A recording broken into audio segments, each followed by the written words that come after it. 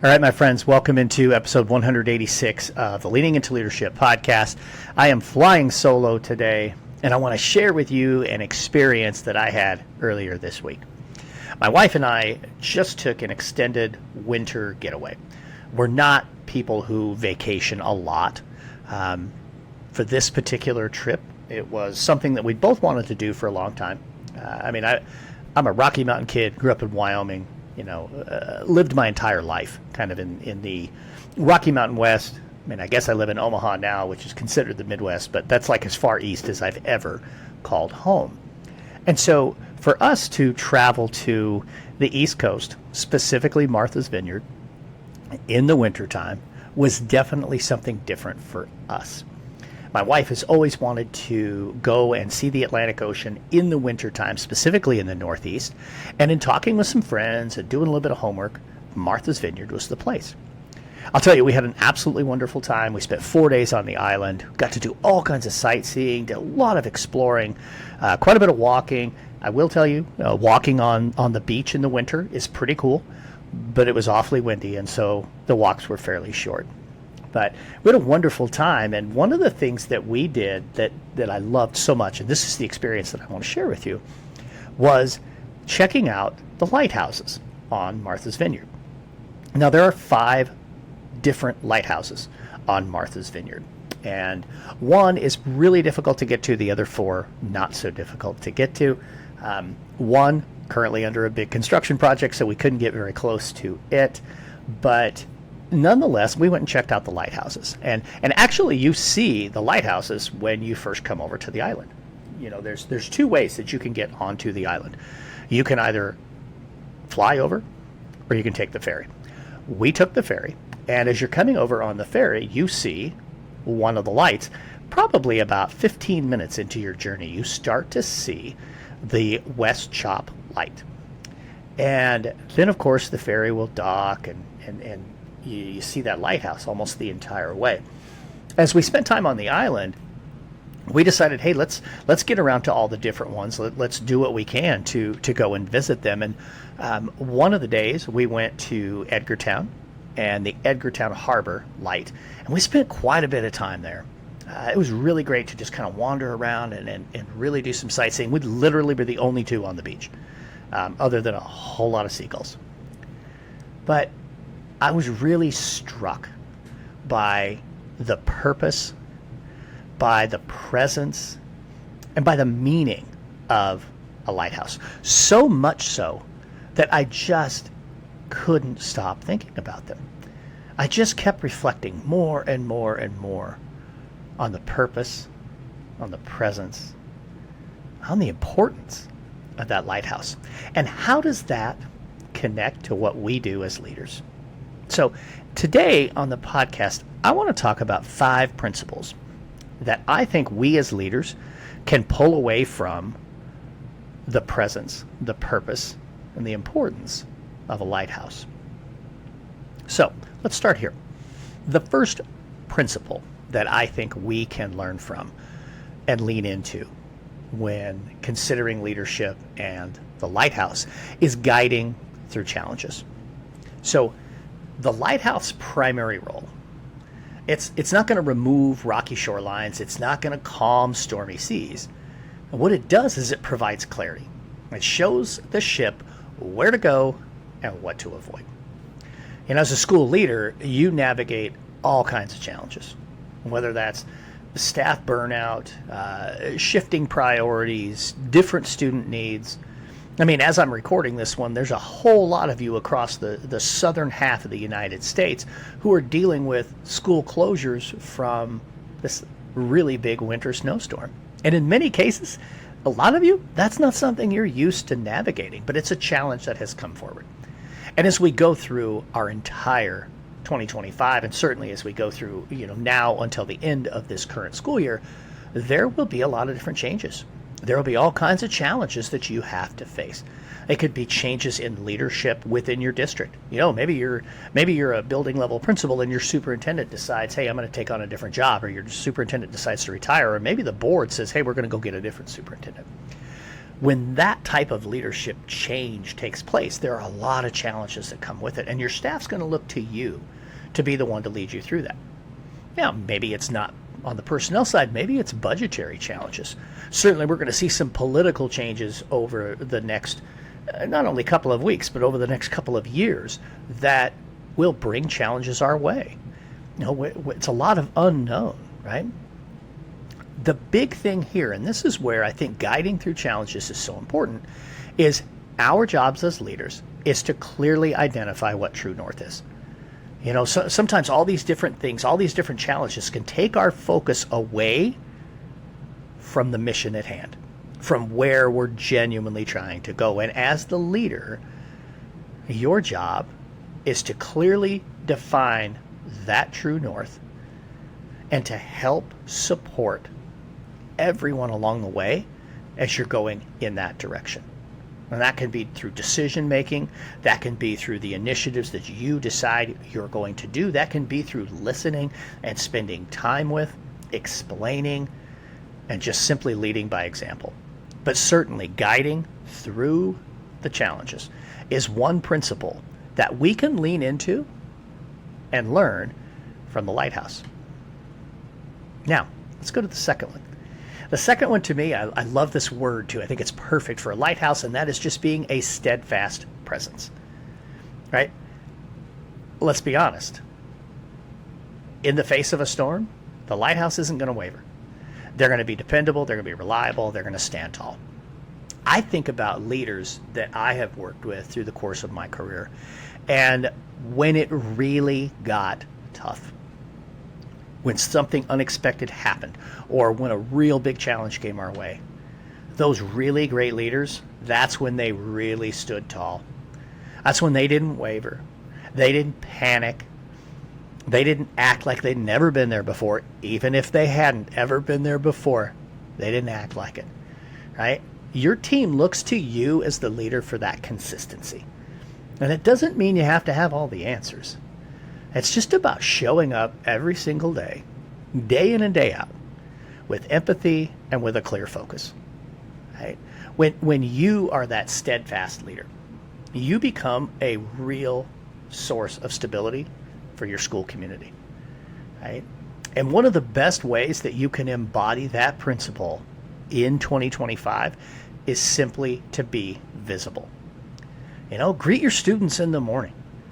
Pop into classrooms, say hi to your teachers, attend different PLC meetings, go pop into some athletic practices and say hi to your coaches.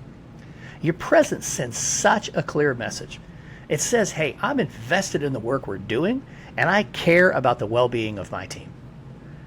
Don't underestimate the power of that consistency. It is so important. People will lean into you. They will trust you more when they see you on a regular basis. Be that steadfast presence for your staff, for your students, and for your community in 2025. And do that by being visible. You cannot lead from your office. You got to be out there with them. So be that steadfast presence. I think that's such an important lesson, such an important example we can take from a lighthouse. Okay, number 3, strategic positioning. Now, I mentioned there are 5 different lighthouses on that particular island, and they are positioned with a purpose in mind, each one of them. They don't put them randomly where they're going to put them.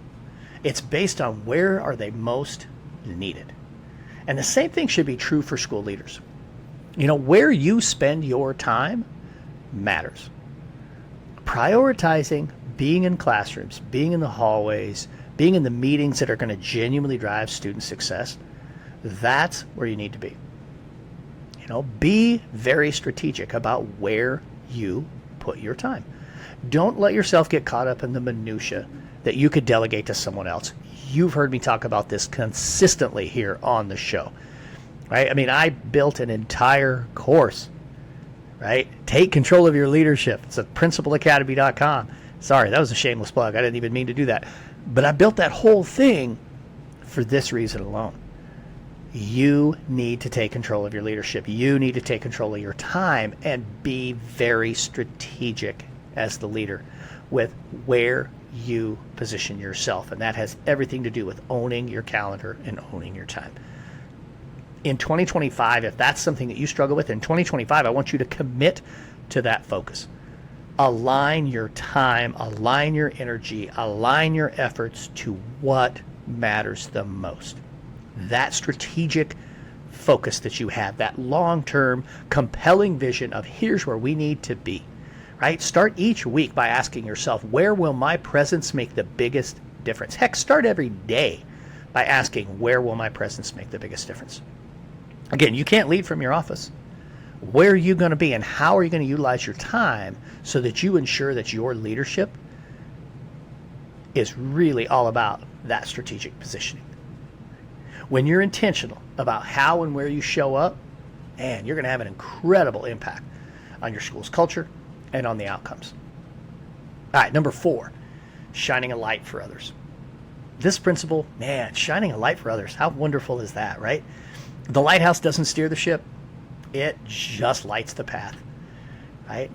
It lights the path so the captain can make an informed decision on what to do with his particular ship. And that's what we should be doing as leaders. Our job is not to micromanage the people around us, right? It is, I'm going to say it again, it's that important. Our job is not to micromanage the people around us. Instead, our job is about empowering our team. Give them the clarity and give them the tools that they need. It starts with clear communication. You got to be crystal clear about what matters to you, and you need to communicate that in every possible way. You got to make sure that the goals and the expectations are not just said once, but that they're regularly reinforced. And you got to celebrate success, no matter how small it might be, and really provide as much constructive feedback as you possibly can to help your team grow. Shine that light for other people, right? Be the guide, not the boss. You know, one year, my good friend Bradley Skinner and I, we present every year at the Jostens Renaissance Global Conference. And one year, we did a breakout session that was, and don't quote me on this, but it's fairly close. It was titled, More Whitewater Rafting Guides, Fewer Boat Captains, right? I mean, empower everybody. Don't just be the I am the one. Empower others. That was the purpose of our presentation that day. We want to give everybody on the team the tools and the support that they need to help us collectively live out that purpose that we're trying to get to, right? That vision that we're trying to get to, right? And when you do that, you create a culture of trust and shared ownership that is so hard to beat. When your team feels trusted, I guarantee they're going to step up more, they're going to innovate more, they're going to come up with creative ideas and creative solutions that you never would have even thought of. And it happens because you shine the light for them. The final principle, I'll say this: be a symbol of hope and a symbol of safety. You know, the lighthouse, that's exactly what it is. It's a symbol of hope and safety.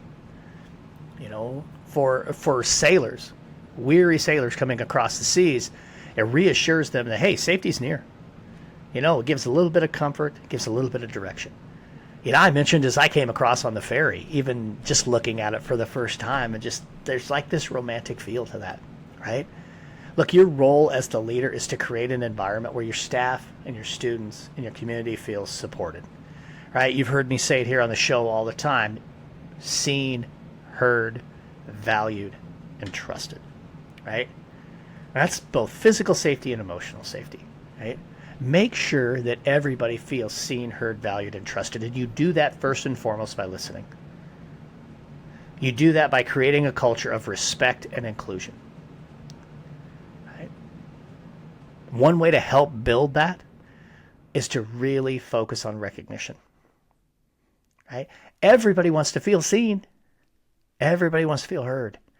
Everybody wants to feel valued, and everybody wants to feel trusted. And when we recognize the things that they are doing, when they align with what it is that we're looking for, when we see those things happen, we need to recognize, reward, and reinforce it. Take the time to acknowledge the work that your teachers are doing. Take the time to celebrate the growth that you see in your students. and take the time to really, really appreciate the contributions that your staff are making. When people feel seen, heard, valued, and trusted, I guarantee they're going to take more risks. They're going to push the boundaries. And that is how you get to that compelling vision that you see for yourself.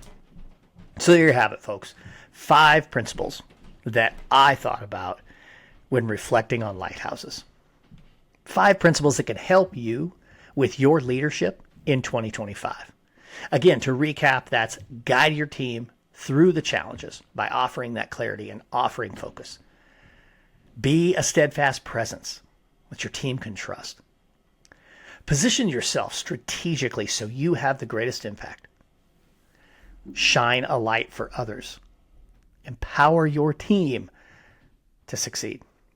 And finally, create a culture of hope and safety that inspires confidence and growth and allows everyone to feel seen and heard and valued and trusted. As we head forward in 2025 and we run into all these uncertainties, remember that you as the leader have the power to be that beacon, to stand tall, to shine brightly, and to lead with purpose in your schools. Your team is counting on you.